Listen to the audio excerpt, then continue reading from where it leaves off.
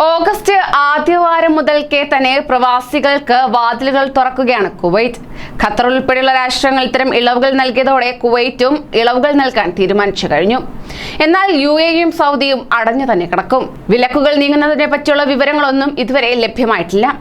എന്നാൽ കുവൈറ്റിലേക്ക് എത്തിച്ചേരാൻ തയ്യാറെടുക്കുന്നവർ ഇത് ശ്രദ്ധിക്കുക.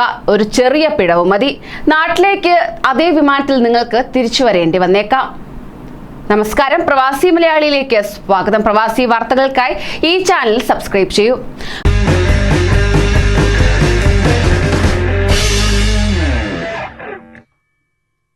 കോവിഡ് പ്രതിരോധത്തിനായുള്ള കുവൈറ്റ് സർക്കാരിന്റെ മൊബൈൽ ആപ്പായ മുസാഫറിലുണ്ടായ പ്രശ്നങ്ങൾ കാരണം നിരവധി പേരുടെ യാത്ര മുടങ്ങിയതായി പ്രാദേശിക പത്രങ്ങൾ റിപ്പോർട്ട് ചെയ്തു.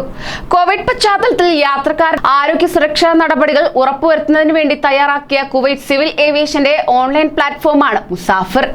കുവൈറ്റിലേക്കും പുറത്തേക്കും യാത്ര ചെയ്യുന്നവർ ജാഗ്രത പാലിക്കണം. അവരുടെ യാത്രാ വിവരങ്ങൾ, vaccination certificate, Covid negative certificate തുടങ്ങിയവ ആപ്പിൽ അപ്ലോഡ് ചെയ്യണമെന്നാണ് വ്യവസ്ഥ. എന്നാൽ ഇത് പ്രകാരം വാക്സിൻ നെഗറ്റീവ് സർട്ടിഫിക്കറ്റുകൾ ആപ്പിൽ അപ്ലോഡ് ചെയ്തെങ്കിലും വിമാനത്താവളത്തിലെ ആപ്പ് പ്ലാറ്റ്ഫോമിൽ അത് കാണാനാവാത്തത് കാരണം പലരുടെയും യാത്ര മുടങ്ങിയതായാണ് റിപ്പോർട്ട്.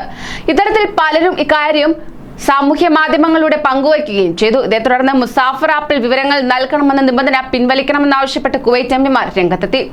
ആപ്പിലെ പ്രശ്നങ്ങൾ കാരണം നിരവധി കുവൈറ്റ് പൗരന്മാർ വിമാനത്താവളങ്ങളിൽ കുടുങ്ങിക്കിടക്കുകയാണെന്നും വൻതുക നൽകി എടുത്ത ടിക്കറ്റ് പാഴായി പോകുന്ന സ്ഥിതിയാണ് അവർ നേരിടേണ്ടി വരുന്നതെന്നും എംപിമാരിൽ ഒരാളായ ഹമദ് അൽ മത്താർ ട്വിറ്റർ പോസ്റ്റിലൂടെ പറയുകയും ചെയ്തു. യാത്രക്കാർക്കുണ്ടായ ഈ നഷ്ടം ആരാണ് വഹിക്കുക? അധികൃതരുടെ അപ്രായോഗികവും അപക്വവുമായ തീരുമാനങ്ങൾ കാരണമായാണ് കുവൈറ്റിലേക്കുള്ള യാത്രയ്ക്ക് മാത്രം ഇത്തരം പ്രശ്നങ്ങൾ നേരിടേണ്ടി വരുന്നത്. ഇത്തരം ഒരു സാഹചര്യത്തിൽ ആപ്പിന്റെ ഉപയോഗം നിർത്തിവെക്കണമെന്നും അദ്ദേഹം പറയുകയായിരുന്നു.